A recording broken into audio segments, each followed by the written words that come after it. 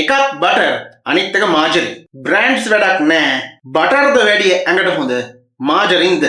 Butter වල තියෙන්නේ සත්වමයමේද මාගරින් වල තියෙන ශාකමයමේද? මොකක්ද වැඩි හොඳ? තප්පර 5ක් දෙන්නම් කමෙන්ට් එකක් දාලම වීඩියෝ එක බලන්න.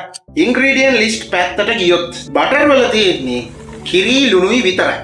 මාජරින් වල RDB palm oil, RDB coconut oil, RDB sunflower oil, ලුණු, කිරිපිටි, mono and diglyceride of fatty acids, soya lecithin, potassium sorbate, ස්වාභාවික රසයට සමාන කෘත්‍රිම බටර් රසකාරකය, citric අම්ලය, EDTA, විටමින් මේ ගහලා තියෙන ටික, annatto extract, beta carotene. මගේ අම්මේ ලිස්ට් එකේ දිග. මේ චූටි පැකට් එක ඇතුලේ එච්චර දේවල්. මගේ වීඩියෝස් බලන ඔයාලා දන්නවා ප්‍රොඩක්ට් එක ඉන්ග්‍රීඩියන්ට්ස් ගාන අඩුවෙන්ඩ ඒ ප්‍රඩක්් එක පාවිච්ච කරන්න හොඳයි කන්න හොඳයි වැඩියනකට කන්න හොඳනේ නැහැ. ඒ අනුව ඉන්ග්‍රීඩියන් ලිස්ට් පැත්තෙන් බැලුවොත් බටර් මාජරින් වලට වඩා 10 ගුණයකින් හොඳයි. බටර් හරිම ස්වාභාවිකයි. ප්‍රොසෙස් එක හරිම කෙටි.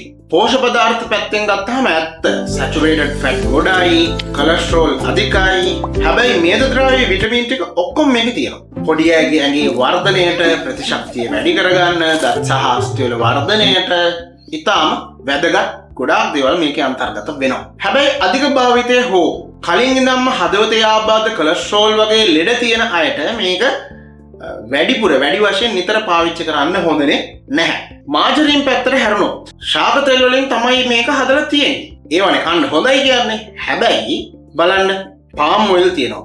හොඳ නැහැ. අනිත් එක ඒකත් නිකම් palm oil නෙවෙයි RBD palm oil. මේකේ තියෙන අනිත් තෙල් වර්ග දෙකක් RBD. refined, bleach, deodorized. process එක ඉතාම දිගයි. තෙල් ටික කල් තියාගන්න රේප් කරලා. මේ process එකේදී පිළිකා ඇති වෙන්න බලපාන oxidative products ගොඩාක් මේක ඇතුලේ අන්තර්ගත වෙන්න පුළුවන් මේ process එක ඇතුලේදී. mono and diglycerides මේවා ඇතුලේ trans fat තියෙන්න පුළුවන්. soya lecithin චුට්ටක් කෑවට කමක් නැහැ. හැබැයි නිතර කනවා නම් හෝමෝන් ඉම්බැලන්සස් එන්න හැකියාවක් තියෙනවා. ඇලර්ජික් එන්න හැකියාවක් තියෙනවා. පොටෑසියම් සෝබේට් පොඩ්ඩක් කෑවට අවුලක් නැහැ. හැබැයි කලාතුරකින් සමහර කෙනෙක්ට ආහාර මාර්ගයේ ඉරිටේෂන්ස් එන්න පුළුවන්.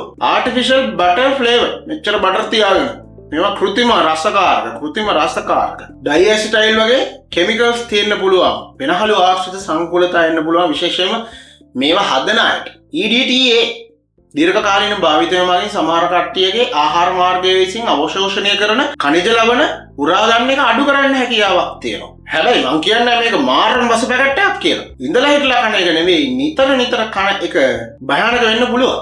මොකද WHO එක කියනවා අපිට පුළුවන් නම් trans fat අන්තර්ගත හැම කෑම එකක්ම ගන්න එකෙන් වැළකීලා ඉන්න එක තමයි මේ සියවසේ අපේ ඇඟට අපි විසින් කරගන්න පුළුවන් හොඳම දේ.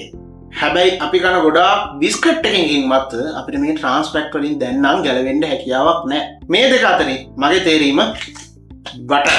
හැබැයි මේක මාජරින් වලට වඩා මිල දෙගුණයකටත් වඩා වැඩි. බාල බඩු ලාභයි, ලාභ බඩු බාලයි.